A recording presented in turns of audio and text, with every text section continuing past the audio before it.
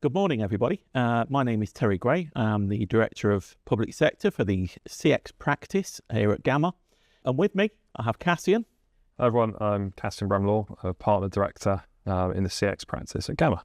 So this morning, for the first section, for the first episode of our podcast, we're going to be talking about the invisible CX challenges that customers come to us and talk about, and we help them to learn and work around ways that we can stop it costing you money, ultimately, how we can fix these problems and how we can help customers to identify these problems. So this episode really is about real operational pain and not just customer experience that we'll lovingly refer to as CX theory. So Cass, what are your thoughts on this? I think it's a complex area, CX, because CX, like most things, like AI or any number of things, it means different things to different people. But there's always got to be somewhere I think you need to start to at least get a baseline of what that could be. And we'll often hear people say, well, start with the symptoms. What are your symptoms of CX? And that could be something that a leader sees. It could be missed calls, long wait times. We've seen it before. But these are really symptoms. They're signals. They're not necessarily the root problem. And I think that's quite a challenge that, we see within our customers, and I'm sure people listening to this will see today, is that how do we diagnose those symptoms and distill them down to where actually the problem really exists? This raises a really good point. When we start talking to customers, one of the things that we have to help them do is look up, because they get so focused on what they believe is a technical problem, but it's actually an environmental problem. Yeah. Organizations have grown and they've inherited or created disparate systems, policy, culture, process.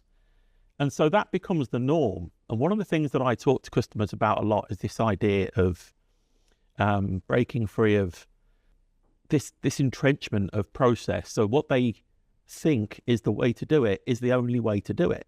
And in fact, one of the pitfalls that we get into when we start talking about CX with a customer is this idea that they just want to replicate what they do today. That's their starting point. So the real challenge for us when we start talking to a customer about CX is, how do we get them to look past the technology and think about, if you to take technology out of the equation, how would you like it to work? And make the technology our problem. So exactly that. And I think also just to add on that, it's how do you do all that, but how do you bring it to life for them? Yeah. For example, I spoke about, you often see symptoms that lag behind. For example, a missed call is not just a service issue, for example. It's just taking it a step further for them, understanding that missed call, that could be a missed sale, for example, in an organisation. It could be a trigger for churn and losing a customer.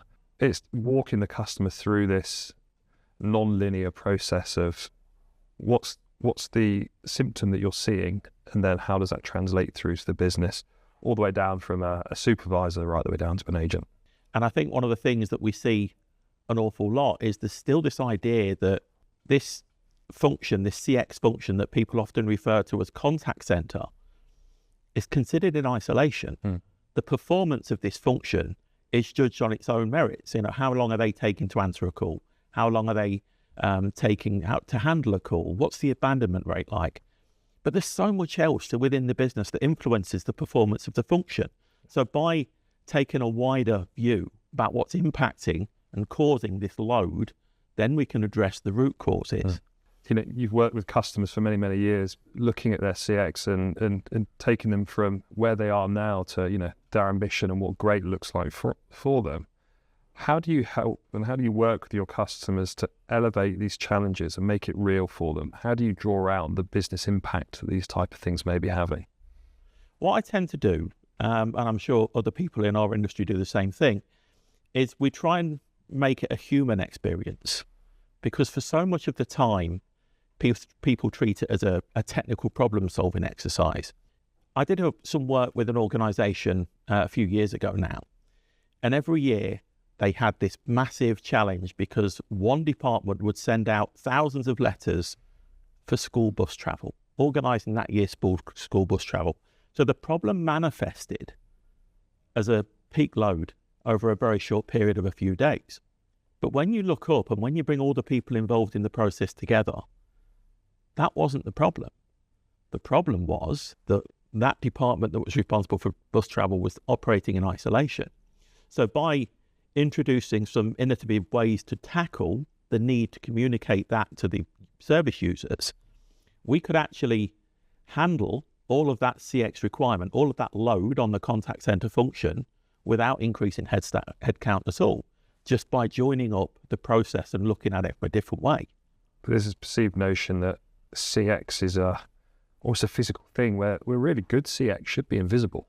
It's making the experience frictionless, and the best CX journeys and experiences and where it's been implemented are when you don't even know it's there. It just works, and you get to do what you do, and you get to where you want to get to without noticing any perceived barrier or friction or having to do anything that you shouldn't need to do. And I think friction is a really important word. And one of the things that I do when I start working with a customer is remind them that they are consumers. And every day they walk around with mobile devices and they engage with the likes of Amazon and, a supermarket of your choice, and you have stuff delivered. You engage in your own CX experiences every day. And you know what good looks like. You know what it feels like. You know where friction is. And if you just start from a really simple starting point of looking for and trying as much as possible to eradicate friction, that's generally a good indicator of where you need to focus your CX attention. Yeah. And you raise a really good point there around what good looks like. And I think it's worth maybe expanding on that a little bit, because what good looks like to one organization might be really different from what good looks like to another organization. You may have organization A where they're perfect. What good looks like to them is that their customers can come into their website, wherever it may be, or their contact center. They could speak to someone who's hugely knowledgeable. They may pay a premium for that, but they get a level of service that is aligned to what they're spending. And that could be great for them. That's what they want. You could have another organization, and there are plenty out there, where good CX for them isn't necessarily what we would traditionally think of a good CX. Good CX for them is just giving them access to the cheapest possible price for things, because that's what their customers want. So it's how do you get them to that?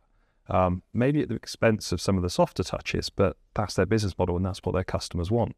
So I think it's really difficult, and we need to be careful as leaders in this space that we don't treat everyone the same when it comes to CX. Good is very different to different organizations. No, I think you're right. And it's really interesting, because everybody imagines with our role that we are here to try to sell people this idea. And I think, as you intimated, that CX is something you can just buy, and I am here to sell it to you. When in fact, our role is more about giving you the confidence to make an informed decision that we've all agreed is actually going to deliver an outcome. Regardless of the technology that's used to do it, it's the outcome is the important thing. And as you said, different organizations, even within the same space, just because two local authorities are both local authorities, it doesn't mean they've got the same challenges. It doesn't mean they've got the same demographic. They're going to have different views of what success is. And that's one of the earliest things that we need to help them identify and agree is, what does good look like? Where are we going? And that's the question we all like to start with. It's where you are today. What does your organization look today? How are your customers challenging you? Where do you see friction points, pinch points? But then where do you want to get to? And it's a really opening question for some people, because they may not have really thought about it. And again, I spoke about it earlier, where CX, again, a bit like AI, people know it's important. They know that they need to do something with it because people talk about it and you're measured against it, but they don't necessarily know the right place to start.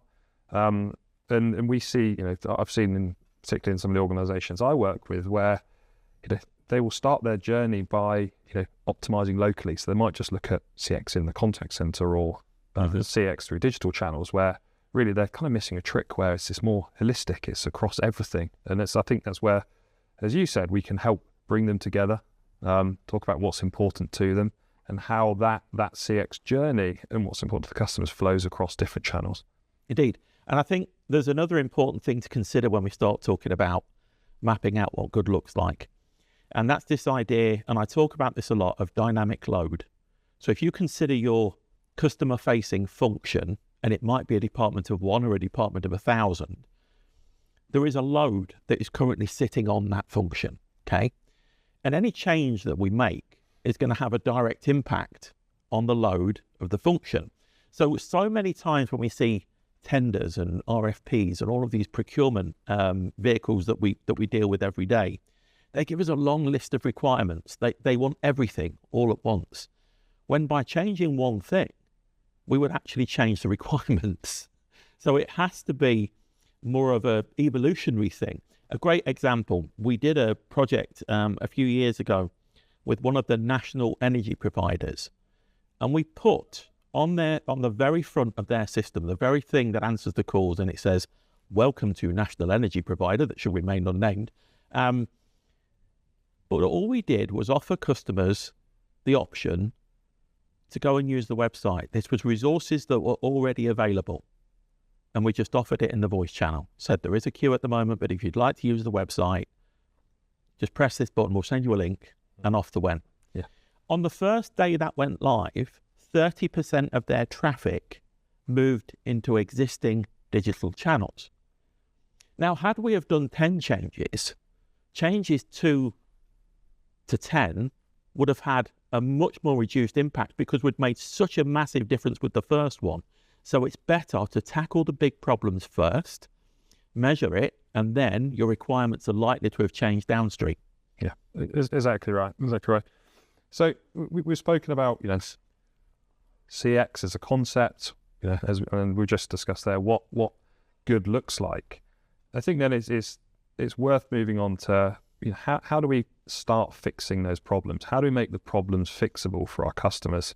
And this is where we see a lot of organizations run into the challenge, because we as people, we love to put labels on things. So as soon as we see a problem, we'll label it. Oh, it's a service issue. It's an operational issue. It's an IT issue.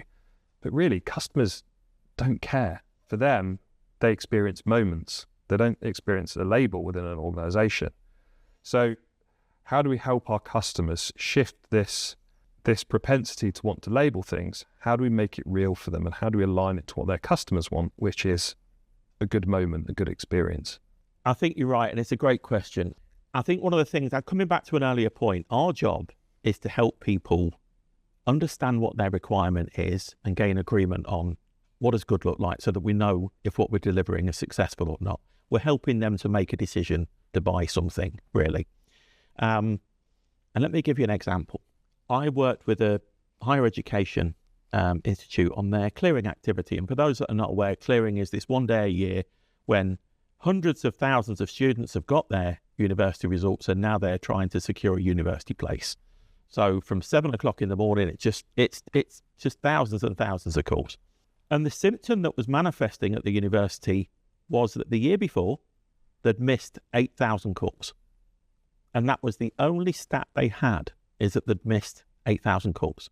Now, the natural reaction to that would be to think, well, I need more call handlers because I've missed 8,000 calls.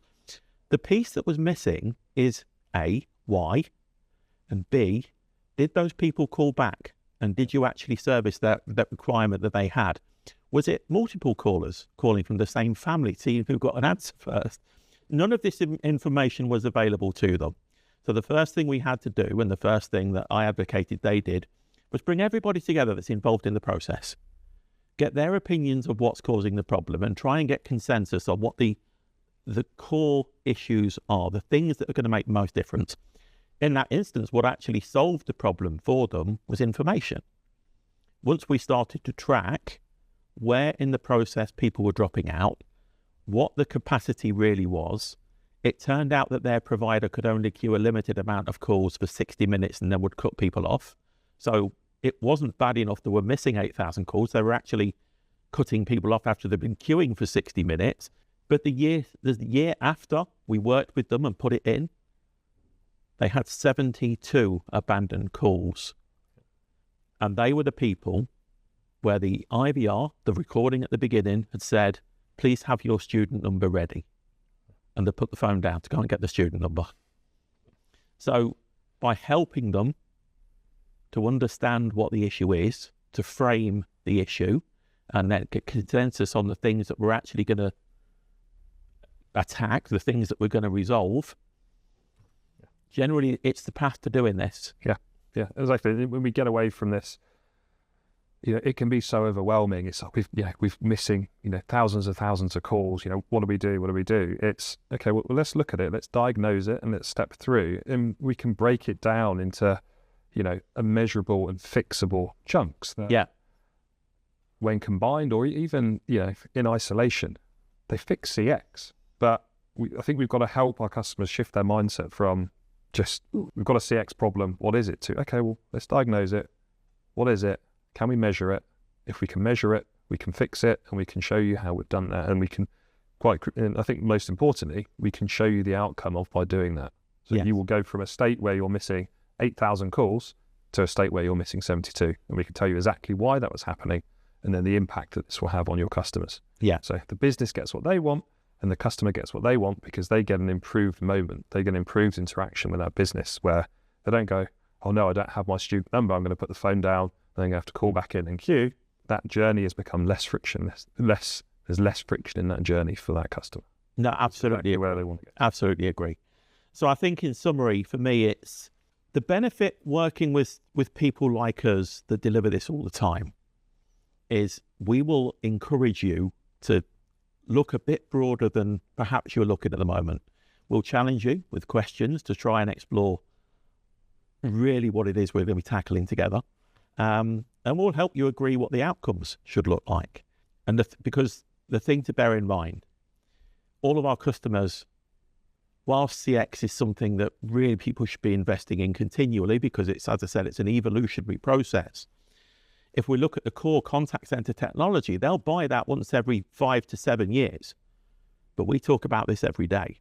So if nothing else, we can at least bring subject matter expertise on, look, this is what we've found, and this is what works everywhere else.